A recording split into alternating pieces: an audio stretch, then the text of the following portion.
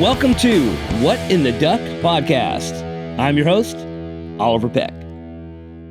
What in the Duck podcast is proud to be sponsored by Dream Machines of Texas, www.dreammachinesoftexas.com. All your used motorcycle wants and needs all in one place at www.dreammachinesoftexas.com. They have multiple locations with large inventory and get new bikes in every week. Knowledgeable staff with great service and financing and extended warranty options available. They also have a complete service garage, so every bike is gone through and brought up to speed before you hit the road. I have bought more than a few bikes from Dream Machines over the years, and I could not be more satisfied. I've also had friends from all over the country buy bikes from Dream Machines because they couldn't find a better deal anywhere. You can buy a bike and have it shipped to you anywhere in the U.S. Why buy a brand new bike with that brand new high price when you can get a like-new bike with that dream deal you've been looking for? Go to www.dreammachinesoftexas.com and get a bike and get your ass on the road.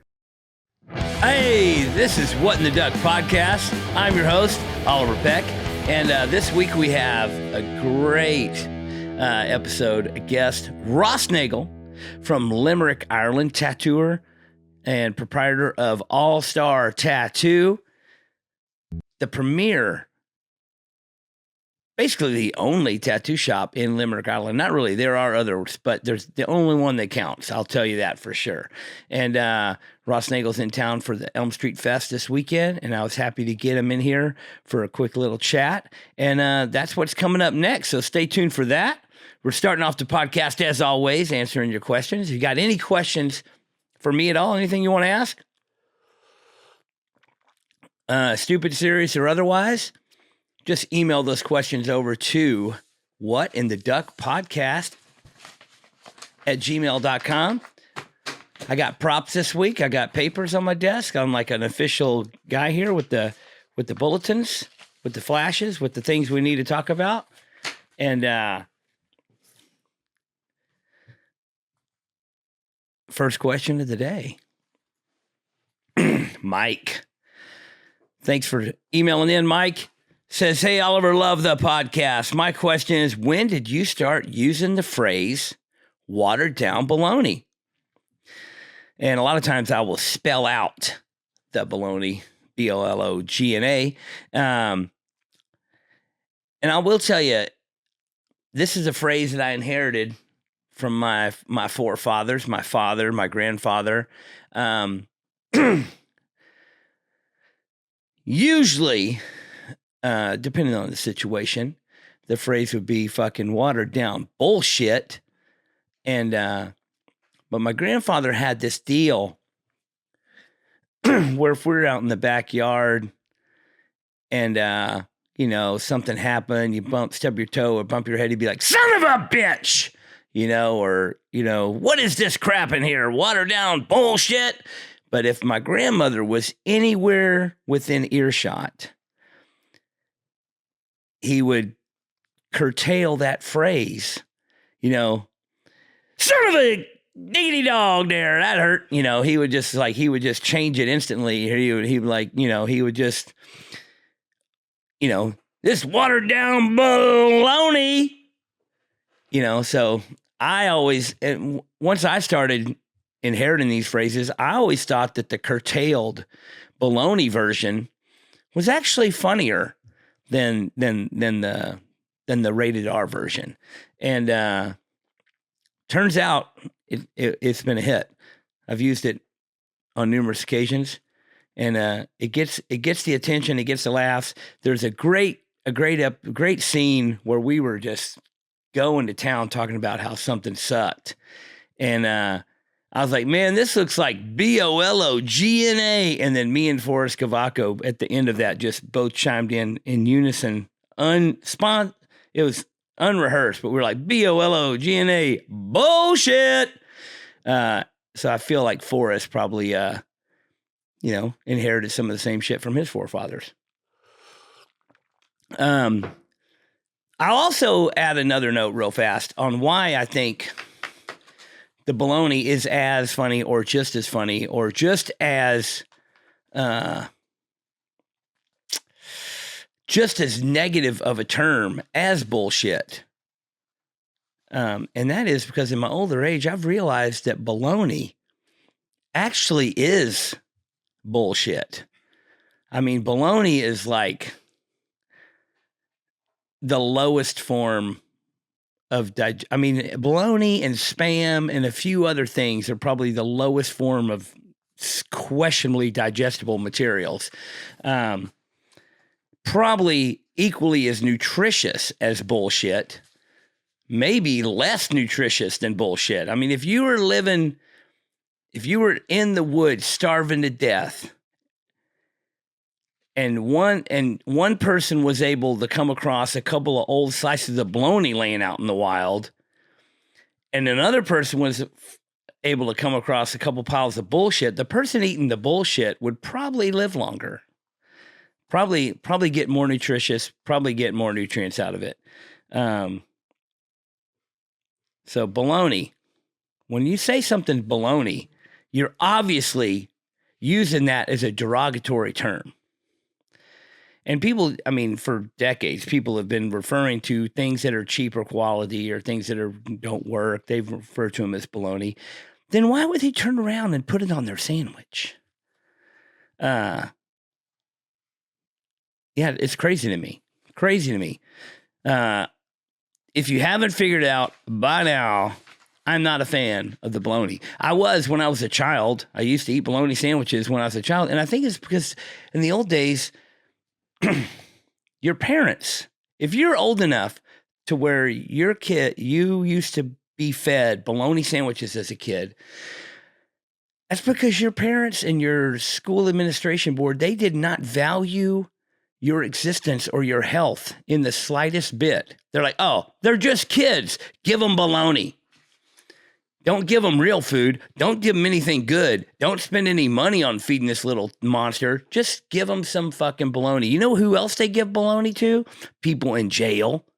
People they don't care about. You go to jail, you're going to get a bologna sandwich. You know why? Because you're a fucking loser and you're in jail and that's all you deserve.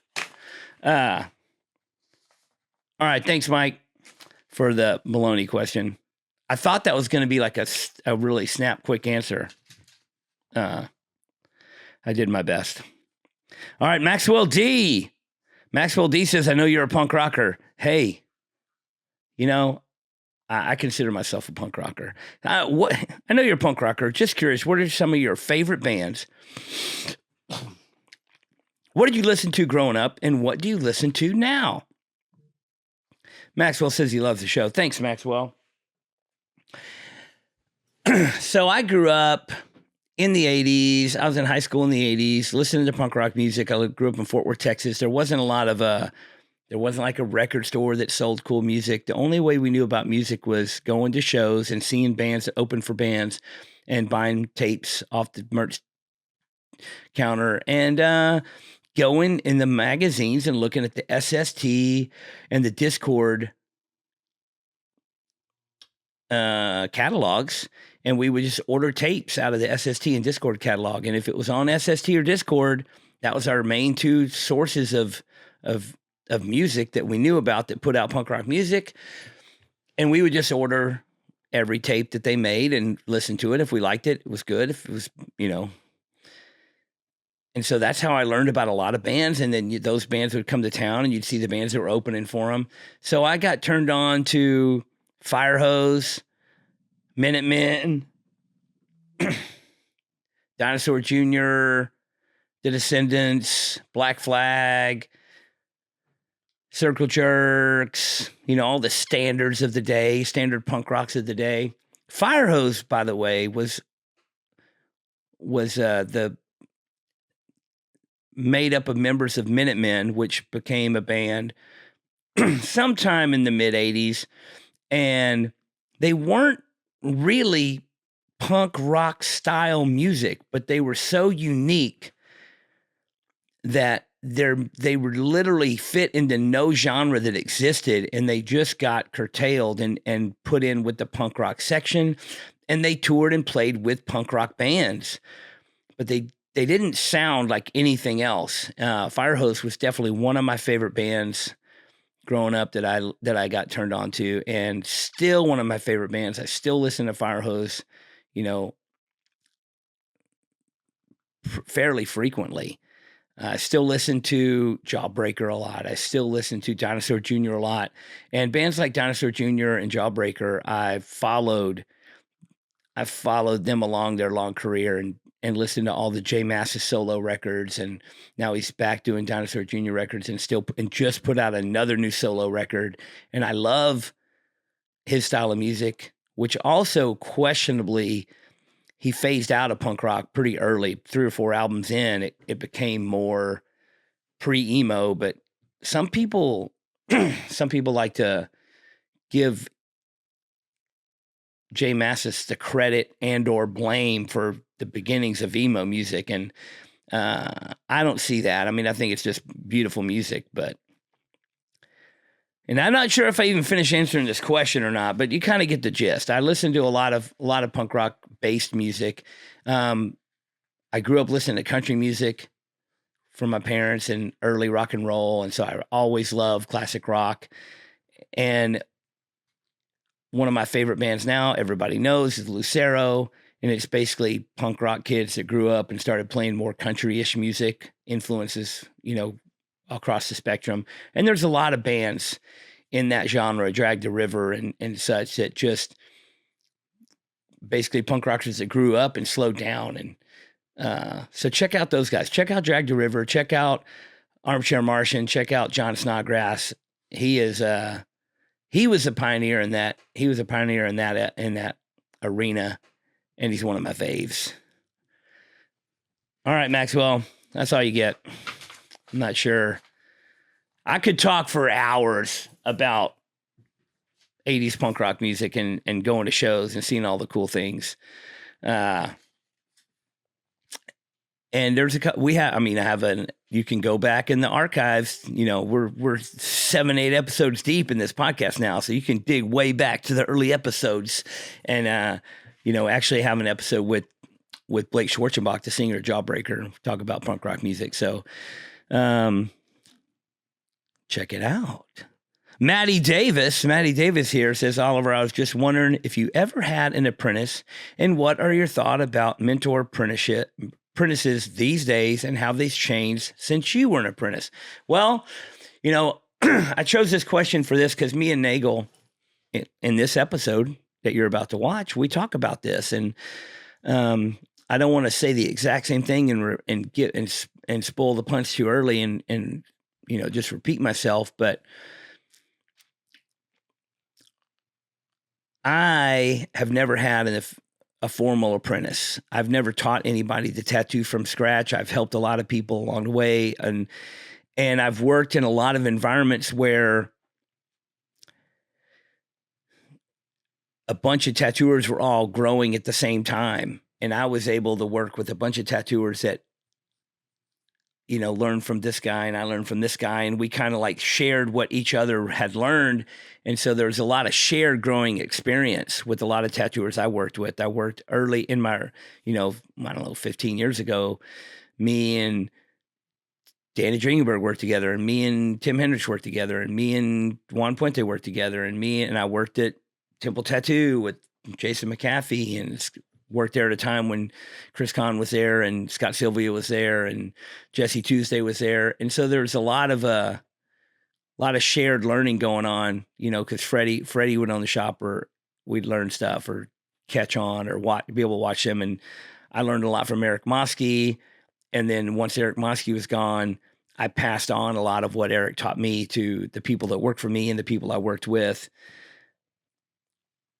So I would call, not technically apprenticing anyone, but what I've done at Elm Street, is to preface what we talk about later, is I've taken on early a lot of, couple of year tattooers and let Elm Street be the place where they learn and they grow and they become, a more finished tattooer.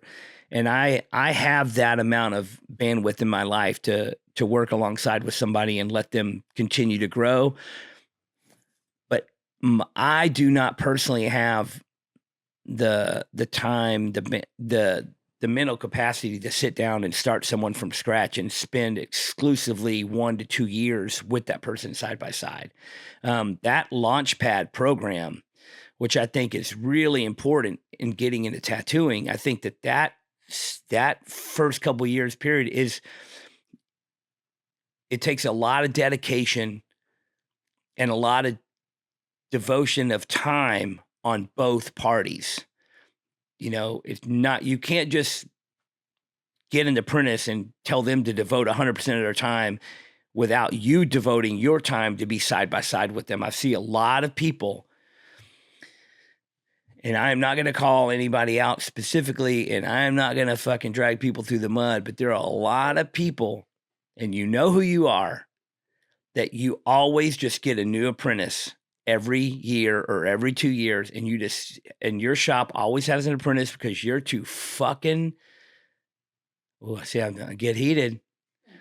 Like I don't know if you're too, I don't know what it is, but you just refuse to pay a shop helper. So you just decide to get a apprentice so they can wash your car and run your errands and clean the shop. And you just let them do bullshit around the shop for 2 years. And then you call them a tattooer, and you didn't dedicate your time to be side by side with them and watch them and teach them and learn them. And they leave your shop and go somewhere else, like come to my shop thinking they're a tattooer, and they don't know a goddamn thing.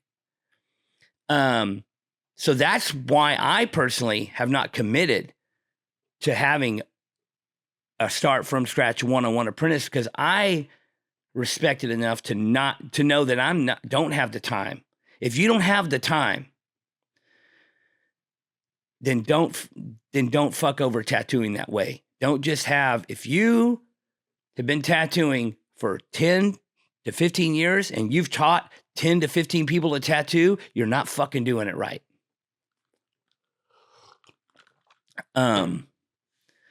So I thought this was going to be like a lighthearted, happy little question about getting people into tattooing. It took a turn. Maddie Davis, well, like I said, we talk about it more in the episode, so there you go.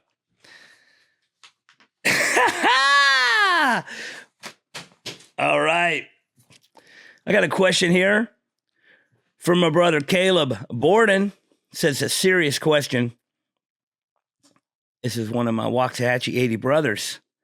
He says, we all see how busy you are from tattoo, motorcycle shows, conventions, traveling, management of my own stuff. He says, how do you manage the stress of balancing work, play, personal life? I can only imagine how stressful it would be to be in your shoes. My shoes are pretty comfortable. They're pretty loose. My shoes are pretty loose. I don't tie them. I just slip them on and let them flop around and slide. And if you hear me, you can hear me coming because my shoes are slapping the ground when I walk, and I don't, and I would say the way I wear my shoes, just loose on the feet. I can kick them off in a second. I can slide them on with ease. Sometimes they fall off while I'm running or skateboarding. But really, I just had this epiphany. That's kind of like a metaphor for how I live my life. I just take it with ease. I'll say that.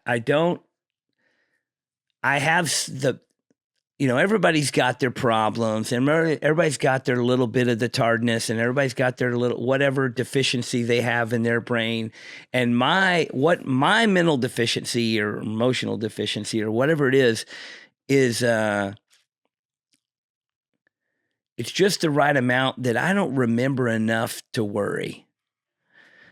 And if I remembered more or knew more or had more or was more in connect with a lot of things, then I probably would worry more. But I do have a carefree spirit, and I do apologize because I feel like what I create in this ease of myself is stress in others. I do have people that work for me and people in my life, and number one, Audra Cabral, who really carries a lot of the burden of stress for a lot of things that are happening. And without the people I have in my life, I would not be able to do the things that I do, or Elm Street Tattoo would not be able to go on the way it does. My manager, Sean, carries a heavy weight. And, we have a few managers and a few people, and, my girlfriend really manages a lot of things. She's currently managing this project as we speak right now. And this wouldn't be going on if she wasn't controlling it either. So that being said, there's a lot of stressful things that go on, but I can't remember the term, but it's some sort of procrastination device that I have, that if something is urgent, then I have no problem. Just go time. Let's do it. Let's make it happen. If something is not urgent, it is definitely left on that back burner until it is time to go. So I am trying to get better at that. I am trying to schedule out and make lists and plans and get things ahead of schedule. And actually, scheduling things out, like doing this podcast, making schedules for it, getting guests, and it's kind of helping me with this little bit of organizational, weaknesses that I have. But I just stay busy. And there's always something to do, and that's just, that's how I do it. And I don't know if it definitely allows me to be happy about, I don't know if that's the right way to say it, but I'm just a happy person, I guess. And I'm just a carefree person. And if something goes wrong, then we'll just deal with it when it goes wrong. And if it's, if there's nothing you can do about it this current time, then there's nothing you can do about it. You just worry about it when you can. And I do have the confidence that when it is time to make it happen, that we will just make it happen. Hence, one of my catchphrases, which is make it happen. I got MIH tattooed on my arm. Make it happen. All, LTD, living a dream. So this is a serious question, Caleb, and I really feel like I could talk about this for quite a while as well. I think that we are probably pretty close to our time. So we're gonna move on in, get this episode on down the road. We're gonna bring in Ross Nagel, and man, what a lovely lad. What a funny guy. What a great character. What an amazing tattooer.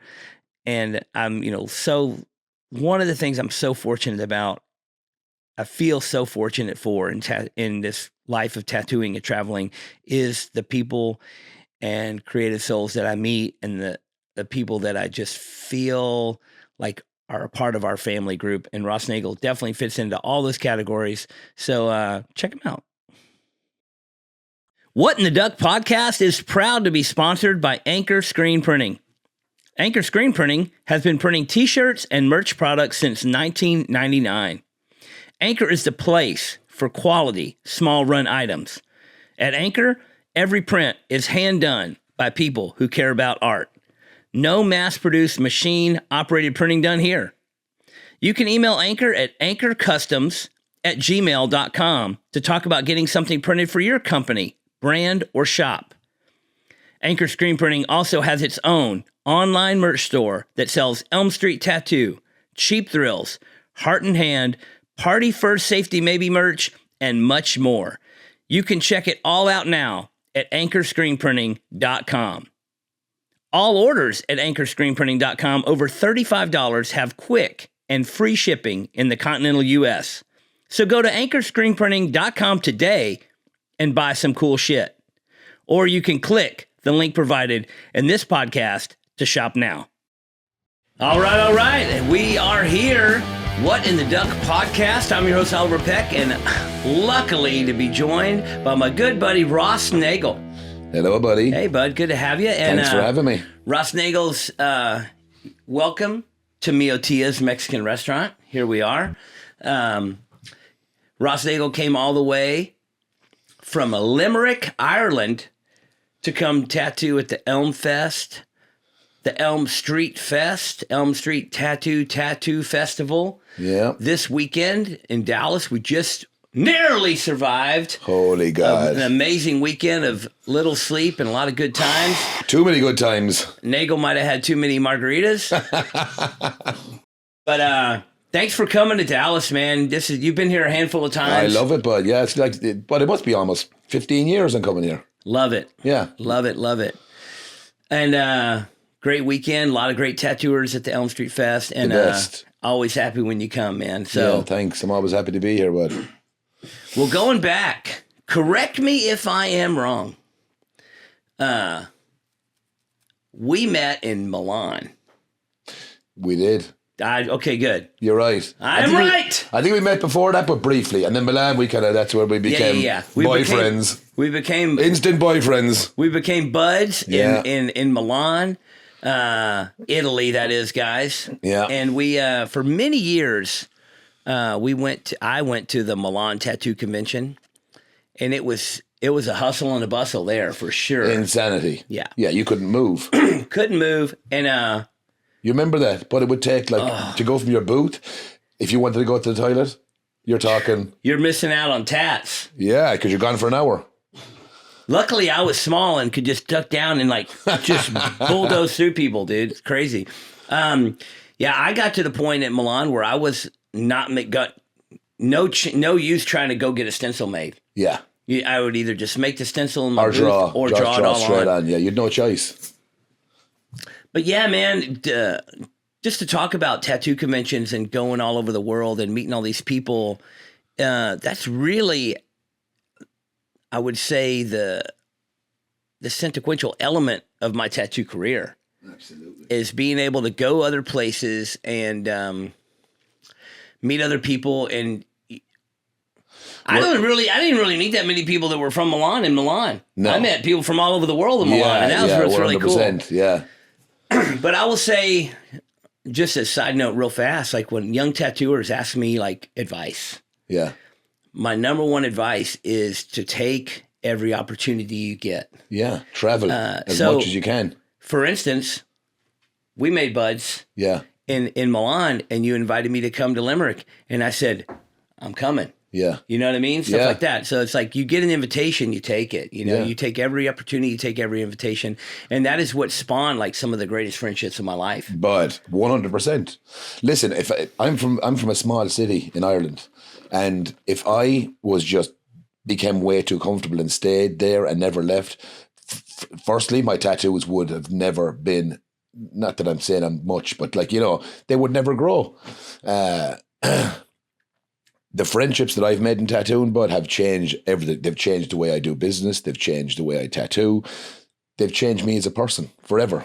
And that wouldn't have happened if I didn't travel or if I didn't get to meet everyone. It's it's insane. People ask me all the time, how do you know this guy? And how do you know this guy is, I never went on a mission to go meet people. It just happens. And, like-minded people at these conventions, we all just, like you said, we become fucking bros instantly, Or you're just going to hit the fella and be like, yeah, my friend.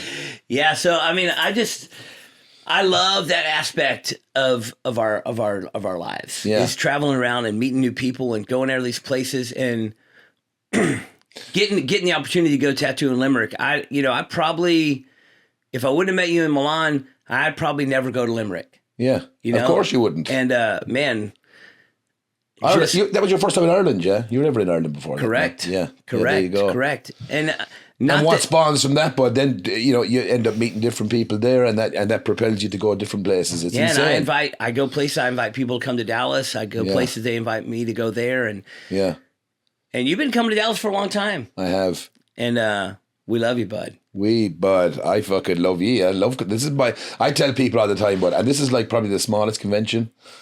probably on earth, but it is by far the best and my favorite. Every time. We were talking about this yesterday, but with a few of the lads, and we were like, how fucking lucky are we to do this? It's insane.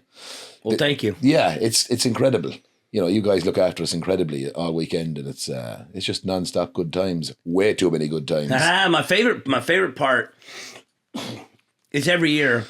One of my goals every year is have a few people that have never been here before. Yeah. You know, find tattooers that have never tattooed in Dallas and give Dallas an opportunity to get tattooed by these people that have never come. And and that's my favorite part. Yeah, because absolutely. There's a few people that have been here a bunch, few people that have been here maybe a little bit, and then people that have never been here before. And it's everyone gets to benefit from that new person. Yeah. Because it keeps that element of something new at the convention, and we all benefit from that. Yeah, absolutely. I benefit from new people coming here, and so do the people like you and Greg that have been here a million times. Yeah. Yeah, it's incredible. It's it's mind blowing to me, but honestly. So we're going back. So backtrack before we met in Milan. Yeah. What was the road that you got you into tattooing to start with that ended up leading you to Milan? I like how I began. Yeah. When I began. So it was 1999. I was 19 years of age. But before that, I grew up, you know, a lot of my mother's family had like old, like Irish Republican tattoos, and I thought they were the coolest. But this is from a young age, from like maybe 11, 12 years of age. And I was just instant. The only thing I could ever do right in my life was draw. That was it. And so I would replicate tattoos at a young age, you know. Obviously it worked out. It's coincidental I ended up doing this thing for a living, but I was just obsessed with it. One of my childhood friends back home, his older brother was tattooing. I think he's tattooed in Limerick since like 89 or something. So I was besotted with this guy, and always trying to impress him. When I was a young teenager, always trying to impress him with drawings, and he would, you know, tell me how shit I am and stuff, like, you know. But anyway, I would hang out in the tattoo shop a lot. From the age of like maybe 16, 17, I would go and I would do whatever. I would help out if I could sometimes. And when I was 19, I was offered to come in and an apprentice, and I took it. But I was a trainee aircraft mechanic. Oh, yeah. When I, you know, got the call to say, look, you want an apprenticeship? And I was bugging him for years for this thing. And I took it straight away. And, but like I said to you, you know, like, it's a small city. And when I started tattooing, that's not even that long ago, 24 years ago, there was maybe 4 people tattooing in Limerick. And it wasn't, you know, tattooing, it was always incredible, but like in Limerick, it wasn't what it is now, you know? So yeah, but I worked for that guy. I worked for him for maybe 4 or 5 years. Went to another shop in Limerick, worked there for, I think I worked all in like 10, 11 years before I opened up All-Star. Opened that up in 2008. Beautiful shop, All-Star Tattoo. Oh, but thank you. I mean, you've definitely, in a short amount of time, you've put a claim on probably one of the nicest tattoo shops in the country. Yeah. You know, there's a few other shops that stick out, obviously. Yeah. You know. You got Tommy up in Dublin. Tommy in Dublin, yeah, which is... Tommy's the one, yeah. Tommy's the one to look up to. Absolutely, bud, yeah. You know, but I was so obsessed with tattooing. I got to the point the reason I opened the shop, I never wanted to be a business owner. I just had differences with the guys that I worked for. And it used to get weird. And I got to the point where I was burnt out. And it was a friend of mine told me, he was like, bud, you know, so many people get tattooed by you. Why would you, propel yourself and open up your shop? And I did it. And it was the best thing I've ever, but if I didn't open that shop, I wouldn't have, because I got this whole new love for tattooing when that happened. And that's what kind of pushed me towards traveling and whatnot, like, you know. Well, just a side note real fast, man. I came to Limerick because I met you. We were buddies. And I think the second or third time I went, you were like, we got to make a trip to Dublin. Yeah. We got to go see Tommy's tattoo shop. You know, we got to see this. And that's what I love about, you know, tattooing in general. It's like your first time you go to LA, you got to go to Spotlight Tattoo, you know, stuff like that. Yeah. and I feel so lucky to get little glimpses of these things and all over the world. And and you somehow you just like finagle it, talk to Tommy. Somebody wanted to tattoo. You got me to do a tattoo at Tommy's. Oh, that's right. You worked there. And I just got to do I got to do a tattoo there, and it was super cool. You know, I'll never forget that experience. And that was a good day. Yeah, it's great. Great. Tommy's a laughing fucking second. He's great. Great God, fella. he's great character. He's a friendly guy. He's the best. But the stories of him being scary and tough and mean and whatnot, you know what I mean, or just a look. He's got the look. Yeah, he does. And it's not forced. What a gracious guy, man. He's the best. Yeah, he really is. And it's like, but I've got not that there's many tattooers in Ireland that are good now, but Tommy is just one of those lads that I have. I've got, we have a mutual respect, I like to think, and but there's so many people. I always say this is like tattooing now is bigger than it's ever been. It's gigantic, but there's so many. You can dissect tattooing into so many different worlds. I like to think that I've ended up in the world that matters. Oh man, I mean, you definitely carved a niche for yourself for sure. I love All Star Tattoo. I can't wait to go back. I haven't been since before the end of the world. Yeah. And, I'll be back soon though. Yeah.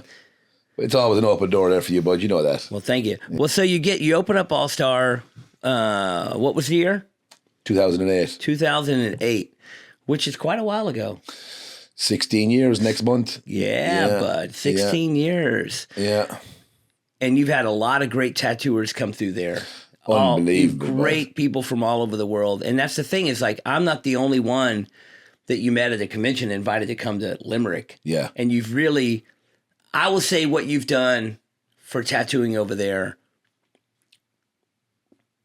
is you've been the guy to go out all over the world and convince great tattooers. Yeah. Whether it's, Chris Nunez or Bo Brady or Chad Coplinger or, all these people to come to Limerick who would have never went to Limerick before. Yeah. And it snowballs. And it snowballs. The more and people everybody's like, it's the same as here. I mean, look how many, there's no other shop in Ireland that has had as many guest artists as you. Yeah, no Hands way. down. Yeah. Hands down. You know what I mean? And, but that's also, but it's not just, I mean, All Star, I always say, but the shop All Star is bigger than me. It's like, I see myself as a fucking caretaker in that place, and the people, it's all the people that are like, whether it's like full-timers or guests, it's all those people that make All Star what All Star is, And it's a breeding ground for good artists. Yeah. Like the young people you've had start there have become good and moved on and carried that torch forward, which is really cool. Yeah. So my previous question about getting into it and what led you to go, at what point in your tattooed career did you start getting to go to the conventions and start leaving Ireland to go tattoo? Well, I did conventions in Ireland, obviously, smaller conventions and whatnot. And I'll tell you what changed everything for me, bud, was Mickey Violetta. Yeah. Mickey reached out to me, and at that point I was just buying all these, I would obviously, Tattoo Life and Tattoo Energy and all that. You'd buy these magazines all the time. And Mickey reached out to me and said that he wanted to do an article on me in the shop. And they ended up doing an 8-page spread in Tattoo Life. I don't know what year that was, maybe 2009 or something. He took notice of the shop and me, and we did. He put this article out, and began inviting me out to like the London convention and all these things and Milan but it just snowballed, and I just ended up. I found myself traveling the world within a year. Boom, yeah, boom. It's insane. Looking back at it now, but it's like, it's like a fucking wild dream, and you're meeting all these tattooers, but who I looked up to, the likes of Henning and all these dudes, right? That I looked up to when I was a fucking, a young teenager buying these magazines.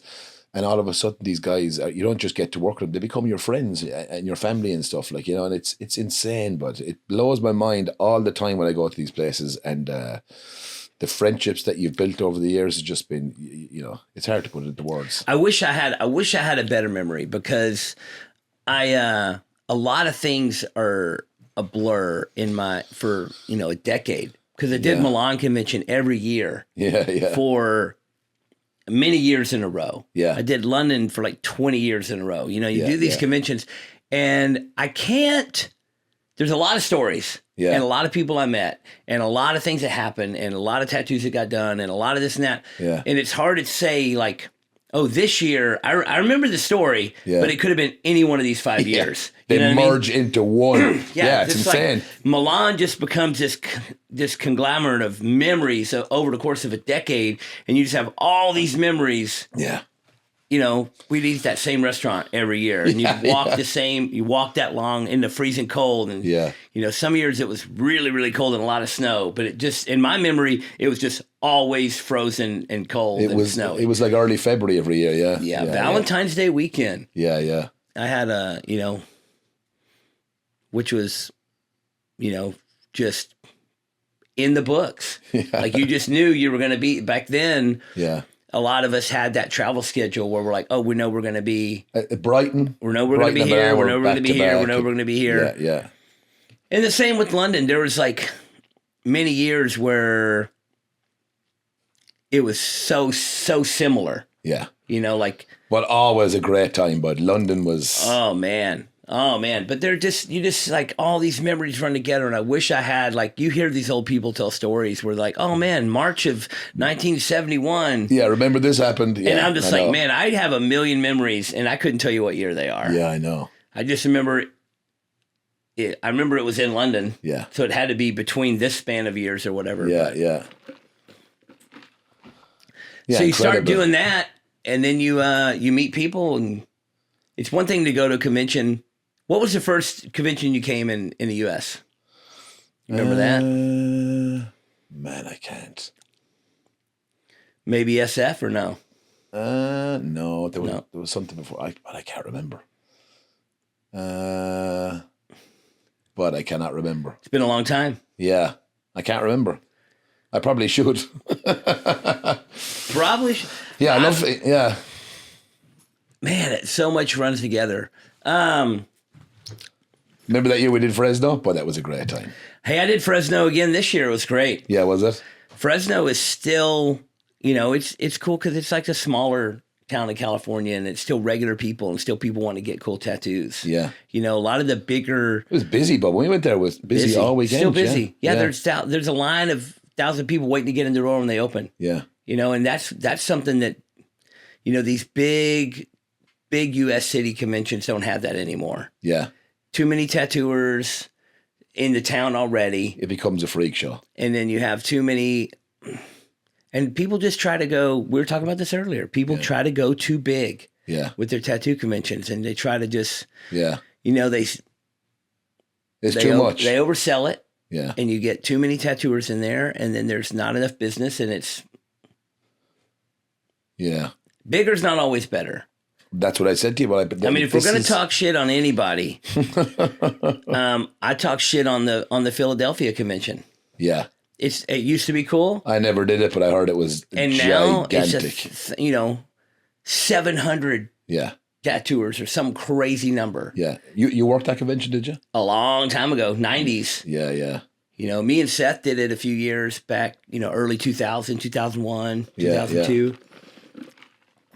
And it was big then, but not an animal that it became. Not 500 tattooers. Yeah. Even you think about how big Milan was. There wasn't 500 tattooers there. Probably half that, maybe 250. Yeah, and it was still insane. Yeah, still insane. Yeah, but the difference is back then. Look how many customers were there. Yeah. The aisles, you could not walk down the aisles, non-stop. Dude. And if you weren't tattooing, somebody was asking you if you could. Yeah. Like every second. Oh, it was non-stop, but from the second the doors opened, yeah, it's weird. But it's changed a lot too, Tattooing has changed a lot since then. That's only in the space of, just over a decade or so, but it's changed a lot. We were just out in Frankfurt a couple of weeks ago. Great convention. Another one of Mickey's conventions, a great convention. But that's what's taken the London spot. Yeah.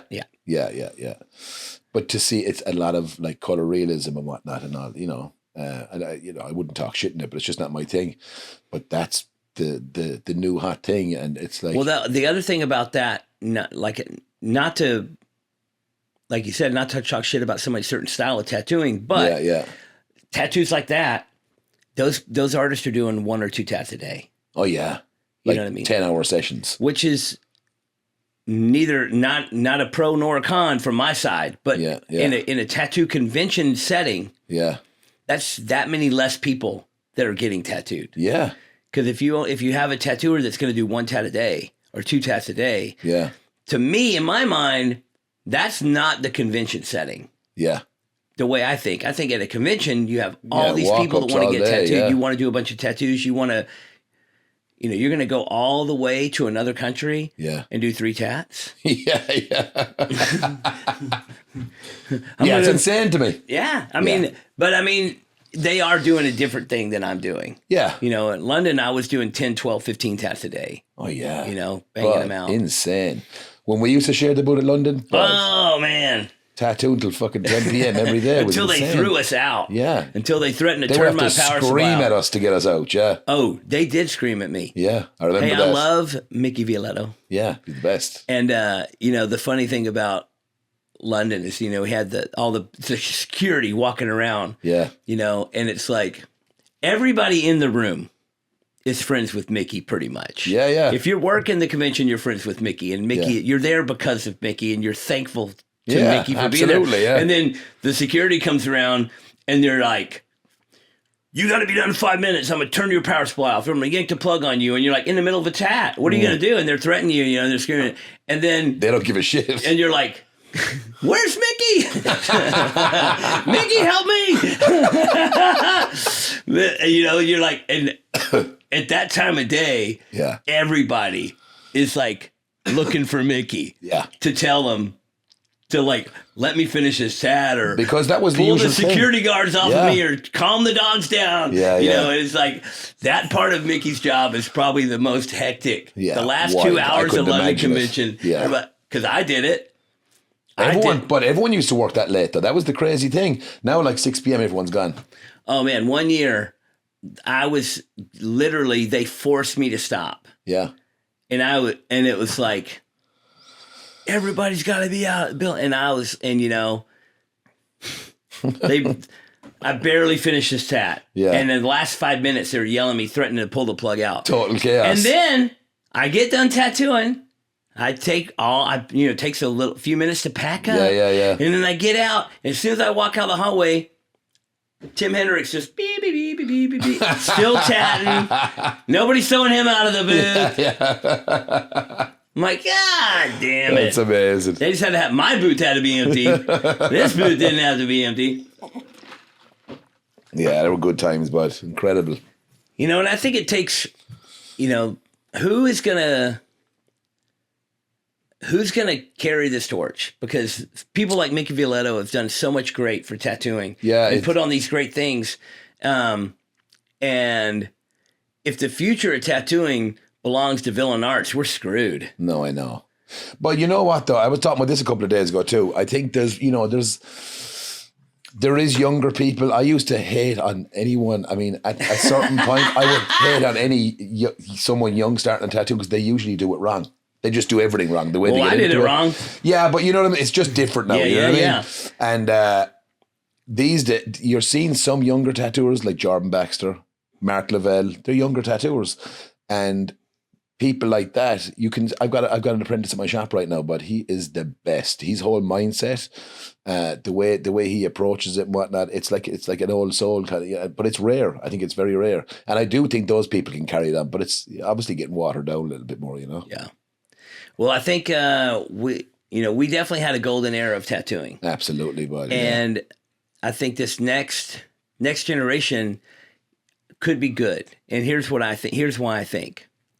Is because me and you and people before, and the generation right before me and my generation, this may sound like a fucking, I don't know what I'm trying to just justify something. Yeah. But I did not start tattooing to make money. It wasn't even in, And the idea that you could make good money tattooing was not there. Yeah. The people I knew that did tattoos didn't make much money. Yeah. I started tattooing and then it kind of exploded. Yeah. You know, I got to tattoo through this 90s explosion where you started making money. And then the next 2 decades, a lot of people started tattooing with the mindset to make money. Yeah. And I know and nothing against these people and nothing against your motivations, because you're only a product of your environment. Yeah. So if you're an artist, but you can't make a living being an artist, you get a job. Yeah. And you have a job and you're an artist and your hobby is being an artist. Yeah. And a lot of people, that's how they were. And then they saw this opportunity to make money. And so they started tattooing with the specific intent to make more money than they were making in their day job. Yeah. You know, and so that they did it. And a lot of people started tattooing for that reason. Yeah. And a lot of those tattooers are great tattooers because they were great artists. They had that opportunity. But a lot of people started with that mindset. Yeah. And I think now with how many tattooers there are, how many tattoo shops there are, how watered down it is, people are making less money. Yeah. And tattooing could get back to this point to where the motivation to start tattooing won't be money. Yeah. Yeah, I can see it in that way. Yeah, absolutely. And does that mean less people will start? Or only the people that really just want a tattoo will start? I always hear about, like, in the last, like, maybe 2 years or so, because you had that whole, you know, explosion, as you said, over the last 10 years. But over the last couple of years, I've been hearing things about, this guy, you know, he used to be great, but he quit tattooing and blah, blah, blah. Like, bit by bit, people are walking away from it because they're not making the money they thought they were going to make. But here's the other thing. People ask me that question sometimes. I bet you make a lot of money tattooing, or there must be a lot of money in tattooing. And I'm like, there's a lot of money in anything you do. If you work hard at it, you're going to make good money. Yeah. If you don't work hard at it and you get a fucked up way or a weird work ethic, you're going to be broke. I know plenty of broke tattooers. Yeah. You know, we all do. And a lot of rich plumbers. Yeah, absolutely. There you go. So it's the same shit. When people say that to me, I'm like, listen, you know, I didn't just get into this business and all. I used to have 0 weeks, but a shop I used to work in years back, we used to have 0 weeks all the time, making zero money. But it's not, that's the thing, is it's the easy money is what's going to go away. Yeah, yeah. And the hard money's always there. Yeah. The hard money will always be there. With you know, like I said, like the rich plumbers. Yeah. And I say it all the time. It's like, the future, the plumbers are going to be the highest paid. Absolutely. You know, and meaningless jobs like tattooing. You know what I mean? Frivolous jobs. It is frivolous. It's a luxury. It's an extra. It's not required for living. Yeah. You don't need a tattoo. You need running water in your house. Yeah, yeah. You know what I mean? Like if you're providing something that people can't live without. Yeah. Then you're a little bit more. But it's also pretty funny. But you know, when I opened the shop, it was 2008. That was like the recession was kicking in as I opened up the shop. Yeah. And especially back home, but like money just dwindled and dwindled and dwindled. But we still did good. Yeah, so even when there's, and you're saying, and I know exactly what you mean. It's like nobody needs us, but we're drawing pictures on people. Yeah. But people want to get tattoos, you know. And it's just they definitely want them. Yeah. Yeah. You know. And they're just this golden age that we just lived through, you know, this last couple decades where everybody had extra, everybody had expendable income, everybody had, you know, we definitely went through a very frivolous time. Yeah. You know, and it's gotten to the point where people are spending exorbitant amounts of money on temporary tangible items like clothing and electronics that are outdated in 1 year or 2 years, you know what I mean? It's like their money's getting soaked left that's and right. Kind of going away. Yeah. I think that's kind of going away. But I think that the upside is, like you said, the hard money will always be there. So the people that work the hardest will have it. And the motivation for tattooing, to become a tattooer, can go back to the love of tattooing. Yeah. You know, I see it that way. Yeah, absolutely. Those are the people that you want. Yeah. If you tell people they're guaranteed to make a ton of money, then everybody's going to jump on the train. Yeah. You know what I mean? And then they get on the train and realize that the money's not there. Well, you got to work hard for it. Yeah, yeah. Yeah, and they can't figure that part out. A lot of people do. Yeah, they do, but a lot of people can't. but it is what it is. But I used to hate all that stuff years ago. I don't even give a shit anymore, to be honest. Like, you know, and there's going to always be like fucking people coming with weird, shitty work ethics, and I just leave them at it. Yeah. It used to bug me so much, and now I'm just like, well, whatever. You know. Well, my common ground with a lot of people is the love of tattooing, and that's why, you know, I'm friends with tattooers that do all kinds of tattoos. Yeah. You know what I mean? And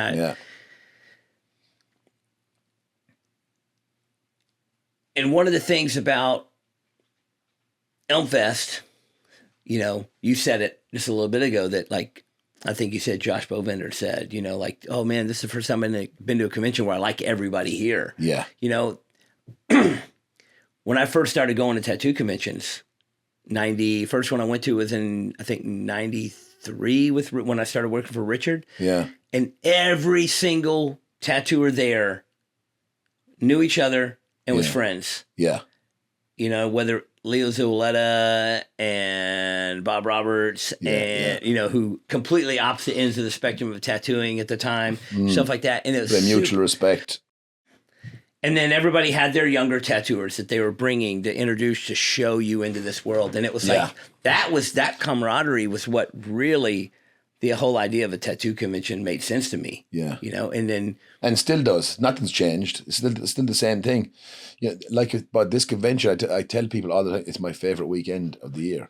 And it's like, you know, it's a small convention, but everyone is just having a good time at the convention. After the convention, we all go to the pub together and we all come back here. And, you know, it's incredible. We're all pretty lucky boyos. But lucky. So, All-Star Tattoo 2008, coming up on 16 years. You made it through the pandemic. Yeah. I know different parts of the world had different levels of lockdown. It was pretty harsh. Yeah. Where you were, small town. Extremely. Yeah. Pretty harsh. But you made it through. Things are going good. What's the next? I mean, do you have future plans? What do you got? I mean, I don't. Just keep on trucking. Just keep on trucking. Yeah. I mean, you know, but you know, I opened up a second shop a number of years back, and that's what I thought I wanted to do, was open up this shop and maybe another shop. But you become a businessman. Yeah. So I did have all these plans to do all that kind of stuff, and I think I learned the hard way. I mean, you know, but you got a bunch of shops, but it's like, I was at the point where I was tattooing less because you're dealing with business on both ends and two different shops that are 2 hours apart from each other. And I kind of fast realized, I was like, but I don't want this. I don't want to have a bunch of shops. You want to do tats. Yeah. I was tattooing less, and I had more stress in my life. I got in, like I said a while ago, but I didn't ever want to be even a business owner. I didn't want to have a shop. And then I find myself in a situation, I've got two shops, and I had planned on doing maybe even one or two more. But that, you know, but it's the happiest I've been in tattooing in a long time, and I just don't want to mess with it, you know. Man, that's for me too. Yeah. Like I want to do tattoos. Yeah. So as far as like the business side of things go, I just have to have a manager. And the manager runs the shop, and I can do tattoos. Yeah. You know, me and Dean, my buddy Dean Williams, your buddy Dean Williams, we realized a long time ago that we needed someone to run the business. Yeah. And because there was a time, the first few years of Elm Street, where me and Dean were doing the business. Yeah. You know, ordering supplies, just sharing between the two, paying the bills, dealing with the whatever the deal, you know, being the business owners. Yeah. And we weren't good at it. Yeah.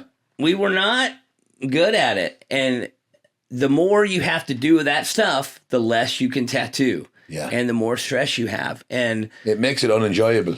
I mean, there are people that are inherently managers. Yeah. Like that is their talent. Yeah. That is their skill. That is their mindset. That is their ability. Yeah. You know, and people have inherent abilities and skills that they are more prone to be good at. Yeah. Being a business manager is definitely not one of my strong points. Yeah.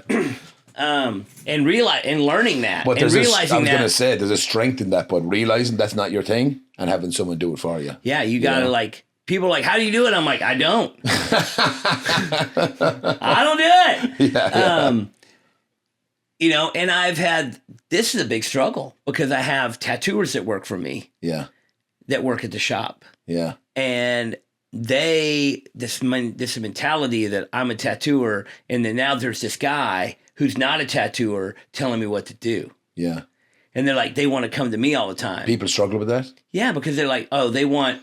Like if I tell them to do something, they're okay with it because they work for me and I'm a tattooer and they have that whatever. Yeah. And then tattooers, like a non-tattooer, starts telling them what to do and they rebel and don't want to listen. They get their back up, yeah. And I'm just like, hey, this is how the fucking world works. Yeah. Like, do you think I want to fucking be a manager? You think I want to do this business thing? I want to fucking do all this crap? Like, do all this hard work, you know, all this stuff that takes, like, I'm not good at it. Yeah. I do tattoos. Yeah. So shut the fuck up.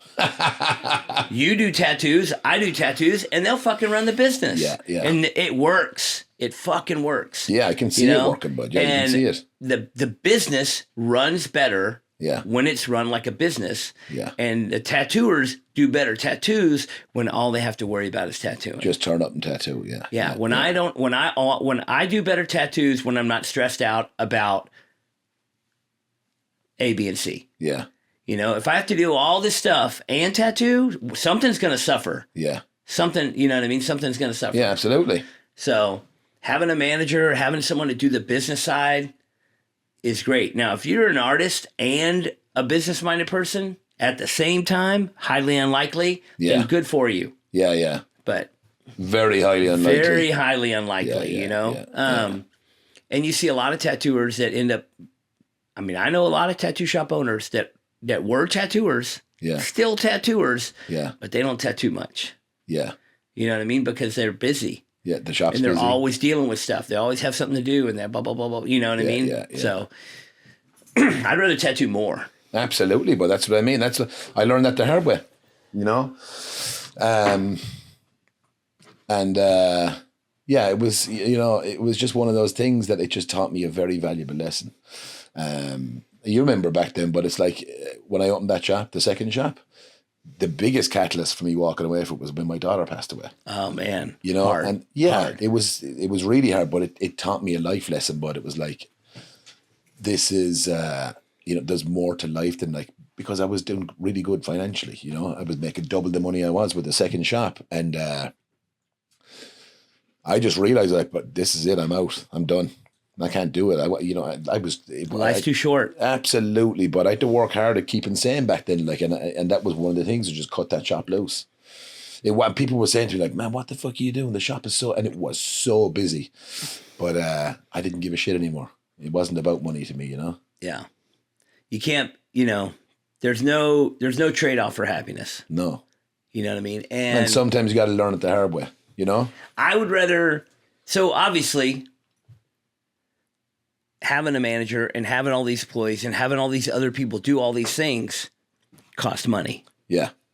So in turn, that's me making less money. Yeah. Because I'm employing these people to do all these things. Yeah. But it's still making life easier. But I'm doing more tattoos. Yeah. Which makes me more happy. Yeah. Which is the goal. Yeah. I could fire all these people, do all this stuff myself, and tattoo win, and be stingy and try to keep all this money and hold on to it and be like, I don't want to pay this salary to this person. I could do, because that's the mentality. People are like, well, I'm not going to pay this guy to order supplies. I could just order supplies. Yeah. I'm not going to pay this person to do this because I could just do this. Yeah, you know you what I mean? can't do it all. You can, but you're not. Not long term, I don't think. But that takes time. Yeah. Time is money. Time is important. Time is precious. Yeah. Time is, that's more stress. That's more this. That's more this. And then what is your goal? Is your goal to be rich or is your goal to be happy? Yeah, because it's a short run.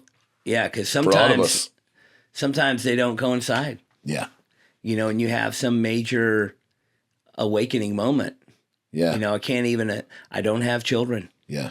I don't. I can't put myself in your shoes. Yeah. To see what it's like. Oh, bud. Insane. But do you know what's crazy about it, bud? I mean, my fucking heart broke for you when that happened. No, I know. And you were good, but I used to reach out all the time. I know. Man, it's just... Yeah. It was but look, we've all lost people in life. We've all lost family members and really good dear friends, and it hurts every time. But this was different, but it shook my soul, you know? And it's weird because, going back to when I started tattooing, my brother, who was 9, died like a year before I began. And I say this to everyone all the time, but tattooing saved my life back then. When I got into tattooing, it couldn't have been a better time in my life. I was doing a lot of drugs back then. I was drinking a lot. I was acting like a dickhead. Kind of spiraling out of control. And tattooing gave me something to focus on. And that was like literally just over a year after my brother died. And fast forward, another 15 years later, more even, like 18, 19 years later, and when you lose like someone important to you, my brother, you think that's it. That's I'm never going to go through something that hard again. And then, but 2015, and it all happened so sudden. My whole world just collapsed. But to this day, and I've worked very, very, very hard to get myself back to who I was before she passed away. Got really weirdly like social anxiety, but you saw but when I kept coming to this place, to Dallas, to the convention, trying to get back, but you saw me. But before my daughter passed away, I would be party boy. I'd be drinking every night, having a good time with everyone. What in the Duck podcast is proud to be sponsored by Legacy Ink, the finest in tattoo pigments. I have been using this ink exclusively for over 20 years myself. It has been recently rebranded and marketed, but it has been the same recipe for decades. Real, hand-mixed tattoo pigments that heal great and last. People always comment on the yellow that I use and the yellow tattooed on me. My favorite, the Mayan yellow. I have seen countless 20-plus-year-old tattoos with the colors still vivid. Don't fuck around with all these newfangled companies with their watered-down baloney. Get the tried, true, and tested good shit. You can find them on Instagram at Legacy Pigments or email Ashley today to place an order at legacyartsupplies@gmail.com. Tell them Oliver sent you and receive a special discount. Don't just do tattoos. Be a part of a legacy. And then when I came for years after, I would do the convention and I would go back to the hotel nearly straight away. Yeah. Because I would be burst. And but it's just part of the... But you could tattoo because you're focused. Yeah. And you get into that and that's what you concentrate on. And a lot of people, that's what you do. Yeah. Your craft, your love, your art, you sink your body, you sink into that because it's the only thing that's going to get you through it. Yeah. But I went back, I was back tattooing 6 days after my daughter passed away. And people were like, what are you doing, buddy? You fucking insane. And again, back to the friendships I've made in tattooing, I had people reach out to me. Tim Hendricks reached out to me. He's like, bud, stop working. I'm going to fly me and my family out to Ireland. I'm going to take over. I'm going to cover all your shifts. I'm going to work in the shop for as long as you want. If it takes months and months and months, you do what you got to do. And I would never expect anyone to do that, but there was Nick Kalila, all these people, but reached out and they were like, listen, bud, we're here. If you need us, come to the shop. If you need to take time with your family. But you won't get that in many, in many jobs or industries or whatever we call it in the world. And it's insane. And you were living in a blur back then when it happened. But to see the love Bud that people have, mind blown. Yeah. Insane. It's crazy. But I can understand why you would go back to work. Yeah. Because you can't just drown. No. You know what I mean? People do. Yeah. People, it's probably an easier route to take is just to go into self-pity and feel sorry for yourself. And of course, but listen, I was going through a real rough time with it, but you got to work. You got to keep on pushing. But I'm sure no different to when Dean. I mean, Dean's practically your brother. It was, you know, and I'm sure, you know, and it's the heaviest. It's the heaviest shit you'd ever deal with. the thing with Dean that was so hard was being in the shop.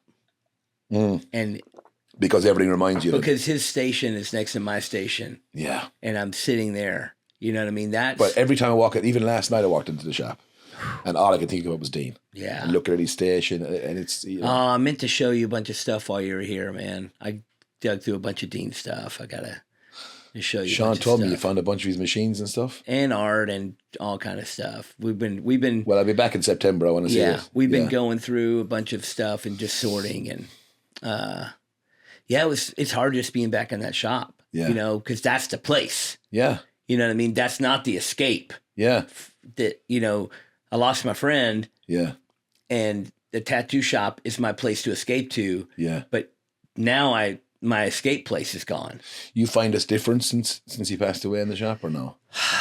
I mean, we've, you know, it's not to be cold to say, but we've made it past to where I have the fond memories. Yeah, good. Yeah, that does come. I enjoy.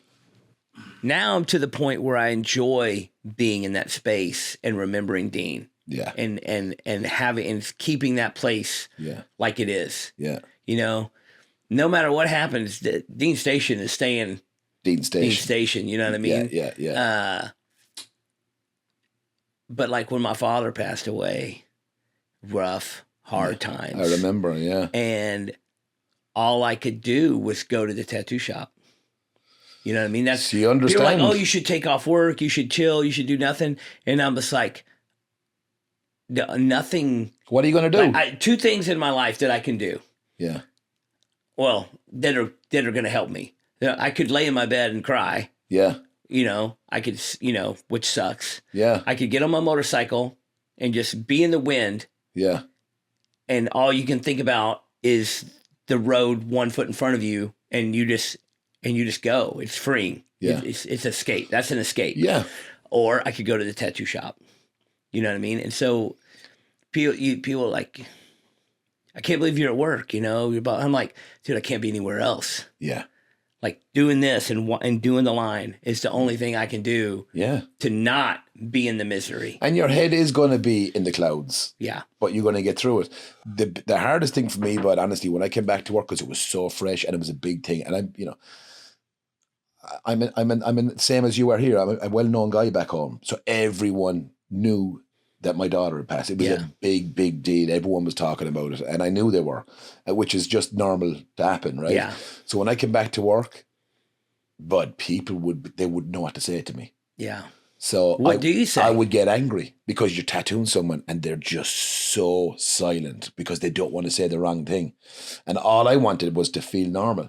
Yeah. That went on for months and maybe almost a year. But especially at the very beginning when I came back, people would act so strange. Yeah, but what do you say? Well, you know what I mean? That's what most people have never. See, I think, but loss of like your dad and Dean, I think what it gives you is like, it gives you empathy going forward in life. And a lot of people haven't experienced like real loss, right? So I think people like that, and at no fault of their own, it's, you know, they just don't know how to deal with it. Yeah. But you're right. What do you say? There's no, you know. Yeah. So it's hard. Yeah. It's fucking hard when you know someone's in a situation. All you can say is, I don't know what to say. Yeah. You know, literally, that's the words coming out of your mouth. You're like, I have no idea what to say to you, but I just want you to know that that I'm. It's like stepping on eggshells. But I mean, you know it as well. But you go through like an anger stage where you just. Why the fuck is this happening to me? And why is this happening to my family? And you can get angry. I lost one of the biggest things I learned, I lost friends after my daughter passed away. Sometimes at fault of my own. Other times I had people that they would ghost you because they didn't know how to deal with it. Yeah. And you take it personally. Or people would say the wrong thing and then you blow up and blah, blah, blah. But it's a life lesson. But it's like, well, I remember me and you had a conversation about this topic. Yeah. And I was just like, bud, you can't Yeah. You can't put a stake on how other people deal with it. I remember you saying that to me. I can't remember the words I said, but that's the It was something similar. Gist. Yeah. You can't fault somebody else for how they're dealing with this situation. You know what I mean? Because you can't look at like, oh, well, so and so did this for me. Yeah. Now this person didn't. Yeah. You can't you can't hold everybody to the same standard. Basically. Absolutely. And you can't losing friends over whatever it is. Yeah. The pandemic divided a lot of people. Yeah. And all these opinions that became, all of a sudden everybody was wearing their opinion in a sign on the top of their head. Yeah. You know what I mean? Literally. I know exactly what you mean. Yeah. And people took those opinions and drew a line in the sand between people. It was like, oh, this guy has a piece of paper on his face. He obviously believes all of these things that I hate, so I don't like this guy anymore. Yeah. You know what I mean? Yeah. And so it's like, man, no, that guy might just have a piece of paper on his face and that's it. Yeah. You know what I mean? Like, it's pretty wild when you think about it. Yeah, it's crazy. because I didn't have a piece of paper on my face. Yeah. And so people instantly said, oh, he doesn't have a piece of paper on his face? He's inconsiderate. He does all these things. Yeah. We hate him. Yeah. And I was like, man. Yeah. It's crazy. I think if you had smarts like that during that whole time with the COVID and everything, you could take a step back and you learned a lot about people. You know what I'm saying? And look at now. Yeah. I mean, it's funny now because there's so many people now that are just like, oh yeah, like just we can't judge anybody for what they did back then. Yeah. Let's just all go back to zero. But then a lot of people are like, no, I'm not going back to zero. I remember this and this and this. Yeah, fuck you. Luckily for me, I have a bad enough memory that I'm like, it's fine. I will have I was a big grudge holder for many, many years. Yeah, so was I. And it ain't good for you. I used to be like, something would happen and I would be like, fuck this person for life. Yeah. And then years would go by and you're like, I hate that person. Why? Man, it was something. Yeah. It was something that whatever it was, it was terrible. I guarantee you that, what I mean? And so I just realized it's not. Yeah.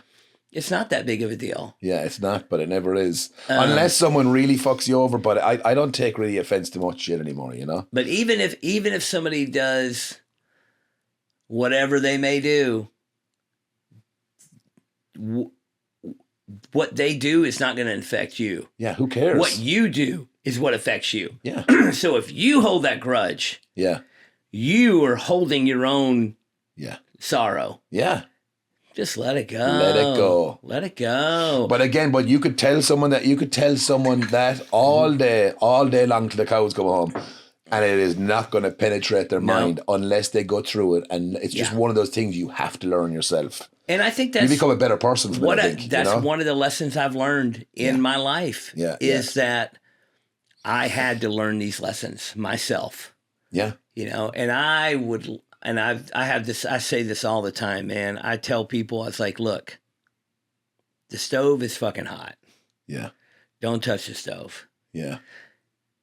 Everybody touches the stove because but they won't touch it again. You got to touch the stove. Yeah. Everyone has to do it. Yeah. Everyone has to fucking do it. Yeah. And if you look at it, if you go back and look at it and think, what if as a young child, everything your grandfather told you not to do, or your mom told you not to do, or your dad told you not to do, or your older brother told you not to do. What if you actually never did any of these things? Yeah. And you just took their word for it. Life would be boring.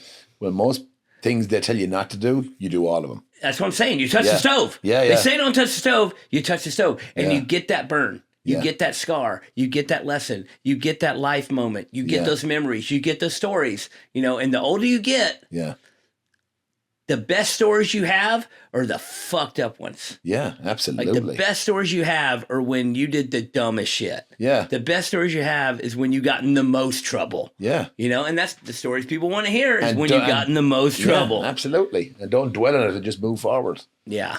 Yeah, it's a big, but they're huge, all massive lessons. I think in the last 10 years, for me personally in life, even beyond, you know, the loss of all and whatnot, I've just learned a lot, but again, by touching the stuff. Yeah. You know what I'm saying? And it's like things that used to really piss me off years ago. I don't have hate in my heart for anyone. I might dislike you. You mightn't be in my circle of friends, but I'm never going to dwell on it. It's not going to be something I talk to about with anyone. I don't care. I just I care about my friends, my family, my business, and you know, that's it.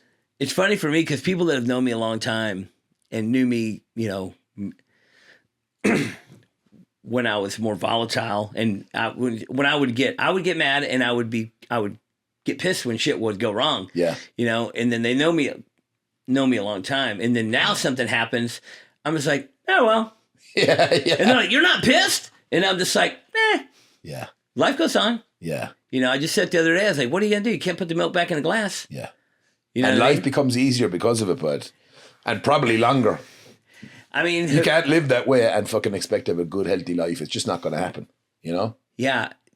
I just used, when things would go wrong or somebody fuck something up, I would get so mad and just be like, what the fuck are you doing? Why would you do that? Fuck you, you know? Yeah. And then you know what happened? Nothing. Yeah. It's that the problem just was still there. Yeah. And then a month later, you don't even remember the problem. Yeah, literally. Yeah. So now I'm just like, I just skip straight to the reconciliation part. Yeah.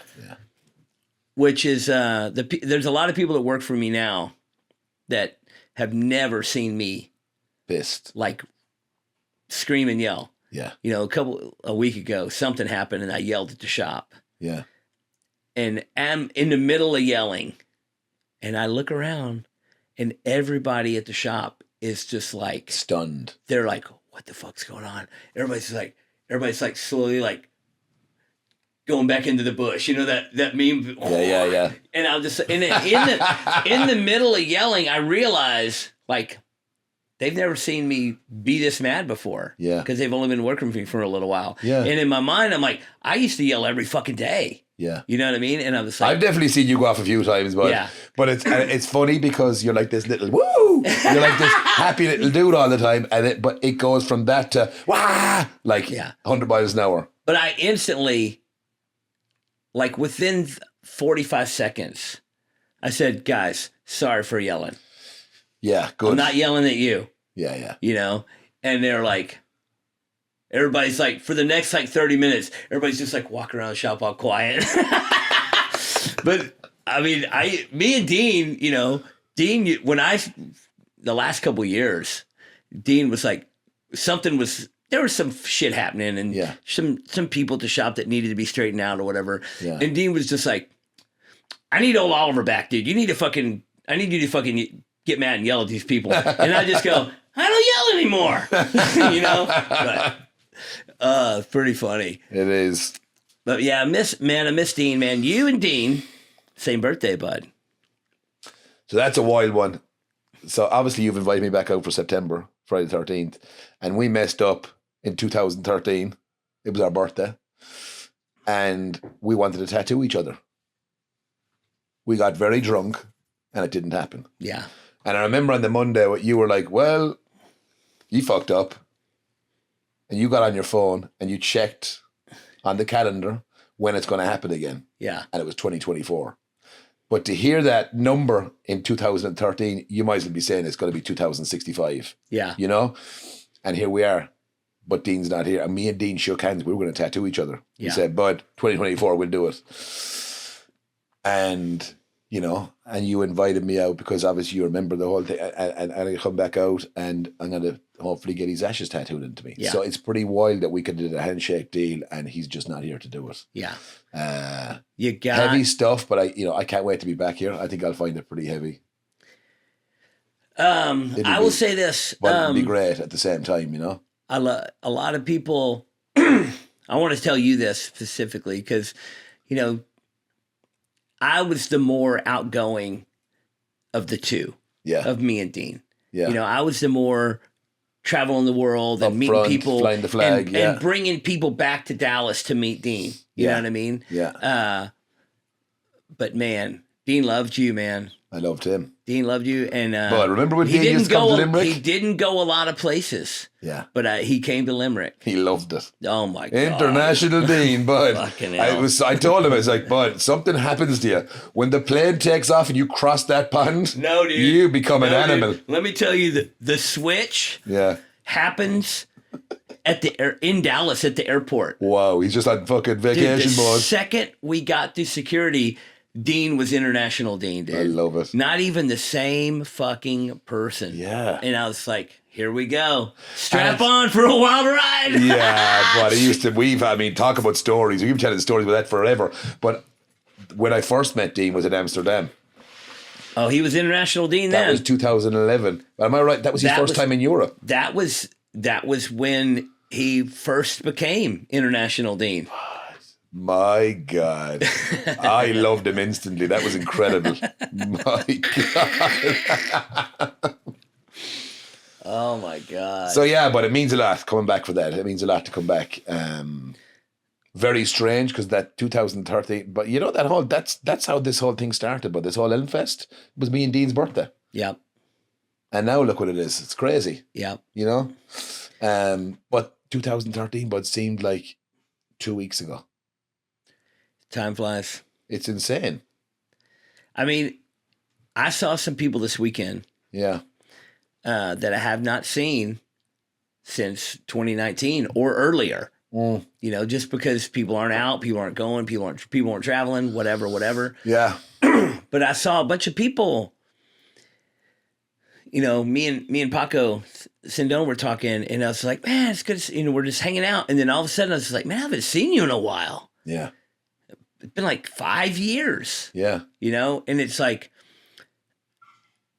and I love Paco. He's the best. But we're not like, we don't hang out a whole lot. Yeah. But I would see him every year. Yeah. You know what I mean? You see somebody every year at one show or another. Of course. And then all of a sudden you haven't seen him for 5 years. And that 5 years seems like no time. But the last time I saw Paco before this weekend was 9 years ago. Damn. San Angelo or no? San Angelo. Yeah. Yeah. You know, but I mean, I see him every year. And then you don't. And then you just, all of a sudden, dude, 5 years gone by. Yeah. And that's correct. And it's, you know, we're getting older. No, I know. It's over the last 5 to 10 years, you could see it too. But if you haven't seen someone in a couple of years, you see it in their face. Everyone's getting older and grayer. And well, it's funny is you see somebody every year, every 6 months or whatever, they just look like themselves, you know. And then you pull out the photos of London 2011 or whatever. Looking like babies. And we're like, who the fuck are these little fuckers? Fresh little shits. No, absolutely, bud. I'm telling you. I've got photos of us back in the shop and it's like... I know, and you look like a teenager. A teenager. Yeah. I mean, you looked like you were like 17 when you were 25. You know what I mean? Yeah. Yeah. Or 30. I mean, I still look 17. I'm 44. You look 30. Oh, yeah. That's a good compliment. Thanks, bud. I'll take that. You got the baby face. I do have the baby face. But yeah, it's funny. So when you don't see someone in a few years, like you said, if you see him every 6 months or every year, nothing changes. But it's been, there's people, you know, that I haven't seen in a while. And when I see them, I'm like, holy shit. Yeah, they still look good, but they've aged, you know? It's a reminder. Well, switch gears, man. Another topic that's hot on the press, man, is stem cells. But who put you onto that stuff? Your boy Nagel. My buddy Ross Nagel had a bad shoulder problem. Yeah. He had a bad shoulder problem. From tattooing, but I just ruined it. And but I'm like you. That's why I think it fucked me up. If you tattoo at like a nice normal pace, like most which we don't do, which I don't do. Everything with me is like bap, bap, bap, bap, bap, bap, bap, bap. And so if 12, 15-hour days. Yeah. And I work 6 days a week. 5, 6, 7 days a week. Yeah. And you're doing this nonstop, but you're you kill yourself. But I got to the point where honestly, I got to the point where I thought I couldn't see myself tattooing for another. I mean, I thought I had 2 years left of me. At such a young age, I shit my pants. And I looked into stem cell treatment. My doctor told me, don't listen to that bullshit. Yeah. It's witch doctory. You need to get surgery immediately. Yeah. I would walk around with my arm just down when I was tattooing. Yeah. I would overcompensate. But it affected your overall everything. It affected your entire physical form. Everything, yeah. And your mental state. Yeah. I mean, your nickname is Fat Lad, so we can just start there. Yeah. Oh boy. But I mean, you were out of shape. I was. You were physically wounded. Yeah. You know what I mean? And it affected not just your arm. Yeah. Because it affects how much you can physically do at all. Yeah. You know, when you can barely lift your arm, you're obviously not going to go to the gym. You're obviously not going to like run around the block. You're not going to do all these things. You're going to sit on the couch and just rest it up. So, I mean, you were physically fucked from a small portion of your body. Yeah. And when you got the stem cell treatments and you could move your arm again, full body transformation. Yeah. You know, it changed everything. You were able to be active. Yeah. You were able to get in shape. I go to the gym every morning now because of it, but I never did that beforehand. Yeah. I start every single day before work, straight to the gym, lift weights. But when I did that stuff, I didn't believe it. I was like, man, look, I'm going to do it because I've heard stories and whatnot, but I did it. And I don't know how you got along with it, but it took almost 2 months before I felt anything. Oh, it took I would say more than 6 months before I started noticing to notice. And when I started, and you doubt it. I started to notice, it's so slight. Yeah. And all of a sudden you turn around and you're like, whoa, wait a minute. I didn't used to be able to do this. So for me, I would wake up. I was used to it, but I remember my mother telling me, you have a pain that you wear in your face. Yeah. So I would have a frown all the time because I was just in pain all the time. It was just, and my normal way of just carrying myself, like you said, but I was fat as a fool. I was walking around, but I would walk around and you could see it. I would look in the mirror and be like, man, I look like shit. Yeah. And I would wake up every single morning in pain I can't explain, right? And I would have to thaw my body out. I would get up slowly and I would feel sorry for myself. It was the worst. Yeah. And that's what made me, I was like, okay, I need to do something with this now. And I had it done. So when I had it done, it was like 2.5 months later. And I remember one morning I woke up. It was the first morning not been in pain for years. Or the pain was less enough that you noticed. I couldn't believe it. Yeah. But I could get my arm, I would push my arm as hard as I could and it would not go beyond here, my shoulder. It wouldn't. You couldn't push it beyond that. Yeah. And then within fucking a couple of, I was getting full motion back in the end. It was God saved everything, saved my mental state. A few other people I know got it. And so I was looking into it. Audra looked into it. Yeah. We ended up going and having this consultation and I made the deal to do it. And, you sign to get it done. And then the doctor leaves the room and I'm just sitting there. I was like, well, I feel like I'm just buying something that I'm going to go home and open up the box. And maybe it's just that I'm buying a fucking a DVD player. Yeah. And I'm going to go home and open a box. There's going to be a brick in it. Yeah. You know that story, That's right? what it feels like. And I was like, man, and every day I'm like wondering what's in this box. Yeah. And for months and months and months. And then it just slowly, I got them in my wrist and my elbows. Yeah. Because I woke up every morning, my hands completely numb. Yeah. And when they did come back, I'd wake up and like bring my hands back to life, just ache. Yeah. And it ache until I started moving. And then I'd tattoo, and I'd tattoo all day. And the second I stopped tattooing, pain, that hurt. Yeah. And I'm just like, man, how much longer can I tattoo? Yeah. So, but anyway, I got them. I also got them in my knees because I had bad knees. And if I walked a bunch one day, my knee would swell up and I'd limp for a couple days. You know what I mean? Yeah. You did your shoulders or no? No, I didn't do my shoulders yet, but I am planning on it. Your shoulders got to be in bits because you tattoo like a I mean, they hurt. Yeah. They hurt. And I notice them more hurting now because my hands are doing better. Yeah. But my knees, I got them in my knees and my elbows and my wrist. Yeah. And every day you're just wondering if it's gonna get better or gonna do anything. You didn't notice anything at all for like a long time. And then one day, like out of the blue, I just like did something, like jumped up onto something or jumped down off of something That you couldn't have done before. And then it just like all of a sudden it's like, man, 6 months ago I wouldn't have been able to do that. Yeah. You know what I mean? Yeah. Or So you were more noticing small differences. Yeah, and I would like sprint real fast. Yeah. And then I'd step weird, and sometimes if I would step weird, my knee would like click. Yeah. And then it would swell up, and then I'd limp for a few days. And then one day I just like, oh man, and I stopped and I bent my knee and I was like, oh man, is that gonna? And then the next day I was fine. Yeah. And I was like, man, I think I'm noticing things. You know, I'm telling Audra, I was like, I think I'm noticing things, you know? Yeah. And then you kind of just don't think about it, and time goes on and blah, blah, blah. And next thing you know, I'm like tattooing more and longer. You know, I'm still. So I'm going to ask you, you notice a big difference when you were working? I'm still like booking people, but I'm like tattooing them longer, staying later, fucking no problem. I'm not having to stop tattooing. Like, and now I'm tattooing more than I did 10 years ago. Like crazy. Crazy. And I'm just like, now I'm like, I got to get my shoulders. Yeah. Quick. Got to get these things put on my shoulders. Changer. Yeah. And now this has been going on, I know a lot of people that have been getting it done. A lot of people have done it. Tim Hendricks has done it. A lot of people have done it. Where did Tim do it? He got it in his shoulders or no? He got it in his back. Oh fuck! Because of the whole back surgery thing he got. Yeah. And then I think he got him multiple other places as well. Yeah. But man, I was telling Cheyenne about it this weekend. I told him the same thing. We were talking. Me and Cheyenne were talking about it. And and it's not, I can't.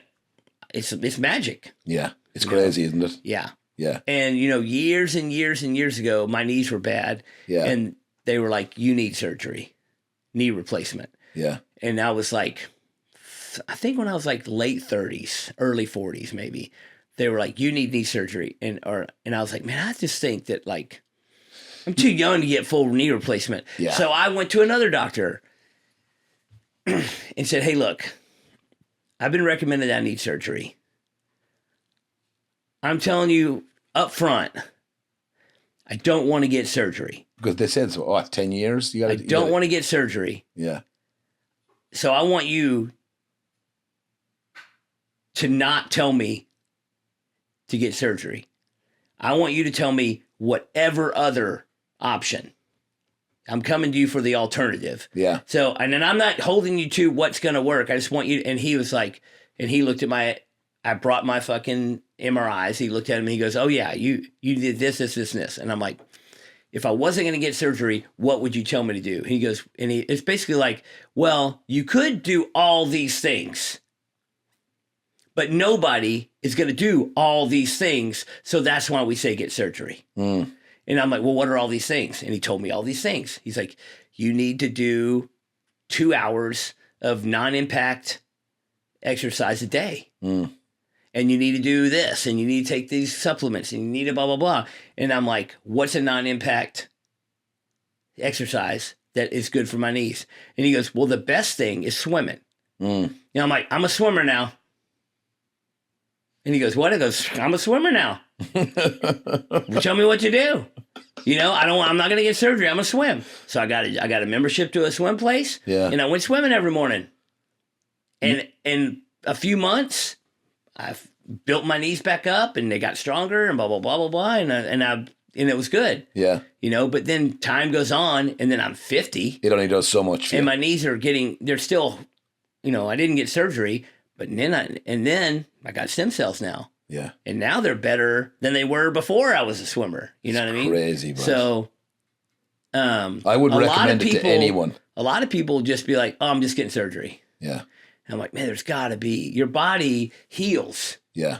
You know what I mean? Your body heals. Yeah. Surgery's not the option. Yeah. Like if I just cut my arm, it's gonna heal. Yeah. So why wouldn't my knee heal too?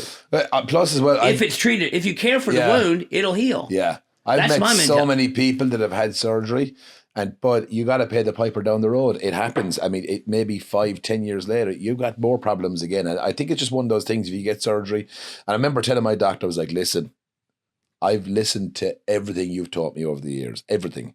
I'm not listening to you this time. He's the one who taught me don't do it. He was also like in his early 70s at the time. Taught me I was insane not to listen to him. The rock you'll perish on, and so on and so on. And I just knew it was what I wanted. I did a lot of research, and it was something I wanted to do. But I mean, the proof's in the pudding. Saved your life. Yeah, absolutely. Yeah, wild. Well, I'm glad that you're rocking and back to business. I'm feeling better than I have in a long time as far as like just pumping out tats. Yeah. And I've been pretty leery this last couple of years about, the pandemic really stunted my desire to travel. Yeah. And I was traveling. Which is weird because you were captain traveling. I was traveling so much. I was on a plane every week for 20 years. And then once I didn't get on a plane for a year, I was like, man, I don't want to get on a plane anymore. Yeah. I just don't want to get on. I don't. And then the last few times I did fly, it's not fun. I mean, I don't mind. I don't do it as much as I used to. Yeah. But I know what you mean. But I'm getting back. Yeah. And we're going to Iceland in a couple of weeks for the tattoo convention. Yeah, that'd be fun. I'm going to plan to come back to Ireland this year. Yeah. I'm pretty anxious and excited to see this next few years of tattooing. If everybody's really going to get back on the circuit, I think it's exactly that. But I've noticed it's slow because we used to have guests at the shop all the time. Oh yeah, and since COVID, everyone's like travel schedule in tattooing of our friends has changed. International conventions were gone for 2 years. Yeah, and now it's like anything, but if you do something all the time and then you stop, you're like, I'm good, I'm not going to do it again. Yeah. You lose interest. So I do think it's going to, I've been talking to a few people about that. I think it's going, and even this weekend, there's might be more and more people saying, hey, but I really want to come to Ireland, blah, blah, blah. But that wasn't being said last year. Yeah. Now it feels like people are kind of getting rejuvenated again. They want to get back out on the road and back traveling. And I definitely want to get back out and get. There's not a whole lot of places that I haven't been that I'm like looking forward to going to. Yeah. Iceland is a place I've never been, and I've thought about it for years. Yeah, and so I'm excited. I'm excited to go somewhere new. Yeah. That I've never been. That's pretty cool. Yeah. But I really, now that it's been years since I've been to a lot of places, I'm looking forward to going back to Ireland. Yeah. Going back to, a couple of European conventions, maybe. I mean, I want to go back to Beppe. Yeah. In Verona. Went to Verona every year for a lot of years and haven't been there. I've never been there. And Beppe has invited me out a couple of times. I need to go. Yeah, it looks gorgeous. I've heard everyone that goes. You gotta go. Yeah. You gotta go. Yeah. Yeah. And make the plan soon because life's short. Absolutely. Man, so you got a new guy. You got a new apprentice at the shop. I do. I've had him a few years. Yeah? Yeah, Joey. He's great, but you love him. Young lad. I think he's like 27 or 28 or something. Great fella. But he's tattooed. He's been with me now for like 3 or 4 years. Cool. Now. He's tattooed. He's going to be a great tattooer, but he really is. He reminds me a lot. You met Paul. Paul's great. He reminds me a lot of the way Paul was. The same kind of attitude towards tattooing and whatnot. It's great. And I have another guy there, Emma Clark, great tattooer. Really talented, great fella. And that's it, but it's just 3 of us tattooing the shop. It's a small shop and it's a perfect amount. Yeah. But it's also... Once we're all busy, but I'm happy. It's also a very... it's a special shop, man. It's a great breeding ground. I think the same thing about Elm Street. Yeah. It's a great place to learn to tattoo. Yeah. Because you got so much exposure to the world of tattooing. Absolutely. There's certain shops... around the world that those certain shops get the maximum exposure, and the selling point of coming to work at Elm Street is not just to make money. The selling point of working at Elm Street is that you get to work with all these people that come to town. You get the keys to a door Yeah. that doesn't exist in a lot of places. Yeah. A door to another world opens up. Yeah.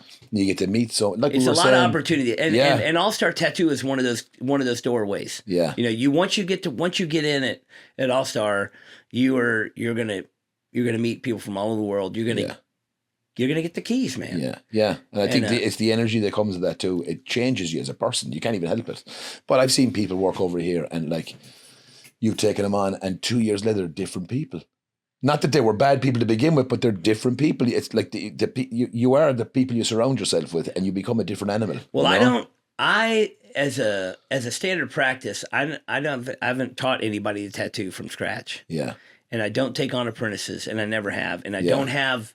I'm a busy tattooer. I don't have the time for that first 2 years. Yeah. And that's how I see it. Because you're holding their hands. Well, I don't have time to be their mentor for the first 2 years. Yeah. But what I love doing is finding the potential in people. Yeah. And finding somebody that I know can explode. Yeah. And fucking lighten the fuse. Yeah. Putting them in Elm Street and letting them. And it's not just me, man. It's not learning from me. It's learning from Scott Sylvia that comes to visit. You know, it's like all this shit you get to see, and you get to do a lot of tattoos, so you get good. Yeah. But man, it's so great to see. Like, look at Jacob Young, man. There you go. I mean, not to talk shit about Jacob Young, but he sucked. Yeah, yeah. And he'll tell you he sucked. Yeah. But everything's changed with that guy. And when I say sucked, it just means that, you know, he wasn't what he is now. Well, he was also fresh off the boat too. That's what I'm saying. He's a young tattooer. And he wasn't exposed to a different world in tattooing. You know, I can just see. Yeah. Jacob Young I was like, this guy's gonna be good, man. Yeah. And you could tell, but even the loyalty that he's built up for you and the shop, it means the world to him. Yeah. And that's, you know, but that's... He is fucking, I mean, in a snap. I mean, dude, within months, he was doing great tattoos. Yeah. And then within a year, he's fucking killing it. Yeah. And within a couple of years, he's the best tattooer in town. Yeah. You know what I mean? He's fucking... Yeah. He's the best. But it's the way he carries himself too. But it's the whole package. He loves tattooing. Yeah. You know, and he's just... He respects it. He respects his peers. He respects everyone around him. He's incredible. He's fucking great. And we have a million of those stories. Yeah. People that come, they once they get in a good shop, they fucking explode. Yeah. People that go to Spotlight become great tattooers. Yeah. Because they get that experience. Yeah. And that's what I love. So, I love watching that. Yeah. I talked to Lavelle this weekend. And I remember that was 2012 he started at Spotlight. I was doing a guest spot at Spotlight at the time. And I missed it. Because I remember Bob telling me, he said, hey, we got a young Irish kid starting here tomorrow. But Lavelle was a kid, Bud, when he started. Dude. He was a little good-looking, fucking handsome little kid. And he came in, but he taught me this weekend. He's like, Bub, when I got the job, because he got the job through Grant. And he said, Ross, I had no idea what Spotlight was. I had no idea who Bob Roberts was. I had no idea. He said, I came in, I met Bob, and I was like, hey, look, if I could just have, maybe come in, sweep the floors, clean up for you guys, and maybe down the road you can teach me something. But look, so he came in not knowing what he was going into. But look at the way he carries himself now as a tattooer. You know, the respect he has for Bob and the history and the legacy of that shop is incredible. But he went in knowledgeless. What a lucky son of a bitch. Bud. Seriously. That's what I said to him. I was like, he hit the jackpot. He's a great guy. The best. Yeah. But I'm sure he was always a great guy before he started. I met him right at that time. Yeah. Right when he was starting out. When he was young. Fresh-faced. Yeah. Yeah. So it's the environment you're in, but the people you surround yourself with, and it changes everything. It can change you as a person. It will change you if you let it.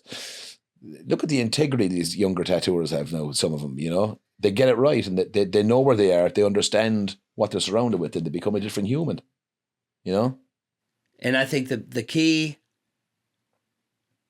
all you really need is to love and care about tattooing. Yeah. That's all you really need. Yeah. And run with it. Well, unfortunately, bud, you got to go to the airport. I really do. You really got to go. You got to go to the airport. We got to leave here in about 8 minutes. So, man, flying back to Ireland. But in literally 2 hours' Whirlwind weekend. Yeah. And thanks for having me, buddy. Dude, thanks for coming out to the show. Can't wait for you to come back in September. Hopefully I make it to Ireland before then. Yeah. And dude, everybody out there, if you don't know who Ross Nagel is, now you do. And check him out. But most people that are paying attention already know. Yeah. Thanks, bud. That means a lot of people in Dallas, man. Oh, you tattooed Jacob's dad this weekend. You know, people in Dallas are always asking, about certain people. Yeah. Like, oh, when's Scott Sylvie coming back? When's Ross Nagel coming back? Yeah. When's, you know what I mean? I've always done well out here, but always busy out here. Yeah, I love the people out here. Yeah. Great. Oh, man. The first time you came to Dallas. I know where this is going. Oh, my God. You never heard of chicken fried steak before. Oh, boy. I thought you were going to tell the Japanese story. Remember that one? Which one? The kanji? Oh, my God. We will tell that story real quick for those of you who know what kanji tattoos are, Japanese characters. And usually there's the character, and then underneath on the wall, it'll have a character and say love under it so that that means love. Well, Nagel tattooed the word underneath it. It was on the stencil. But I was also 17 hours deep in tattoo at that point. I was delirious. I was drinking. And I remember you came up behind me and I was tattooing the lad's arm. And I think I had almost the entire word done, Japanese. Yeah. And you were like, well, I guess that's Japanese. So it's Friday 13th. And so it's the 13 in Japanese. And underneath it said Japanese. And then there's like the Elvish one. And it said Elvish underneath it. Yeah. And then there's Tibetan one. And it says Tibetan underneath it. Yeah. Just so you could look, I want the Tibetan one. But the person left the word on there so that you would know which way was up. Which way up, yeah. But no, Japanese, bud. Got the whole deal. I mean, that's more than they bargained for. They got extra. Oh, bud. Oh, man. Well, we're going to pack it up. We're going to haul ass to the airport, and we're going to see you when you come back. Thanks again. Thank you, buddy. Man, I feel like we could just talk for hours. We could. We will. We'll do it again. We could. Love you, bud. I love you, buddy. All right, guys. Thanks so much. Hey, please remember to like, share, and subscribe. Come on, guys. Click all those links. Push all those buttons because it really helps us out and gets us out there to more and more peeps. What in the Duck podcast is produced by Audra Cabral and John.com Niederkorn. Our sound, video engineer, and editor is Courtney, Junior Larkins. Initial audio-video setup and intro music by Blake Balake Pinchon. And a big thanks to everyone that submitted questions. Y'all keep them coming. Email me any questions you would like me to answer to whatintheduckpodcast@gmail.com. Thanks for listening, and we'll see you next time on What in the Duck. What in the Duck podcast is proud to be sponsored by Label Solutions, www.labelsolutionsinc.com. I've been a customer of theirs for over a decade. They make the highest quality premium labels for all kinds of products. Food and beverage, personal care products, pet care products, beer and wine spirits, CBD products, automotive products, and more. They can make a label for almost anything. Multicolor, custom die cut, full wraparound labels, too many options to even tell you about. I use Label Solutions for all the stickers and labels for my stuff, like the Tiki Loco label on the coffee I'm drinking right now. They do have a minimum order of 1,000 labels, so they won't make you 20 labels for that soap you're making in your bathtub. But if you've got products to label, you need Label Solutions. Get started today at www.labelsolutionsinc.com.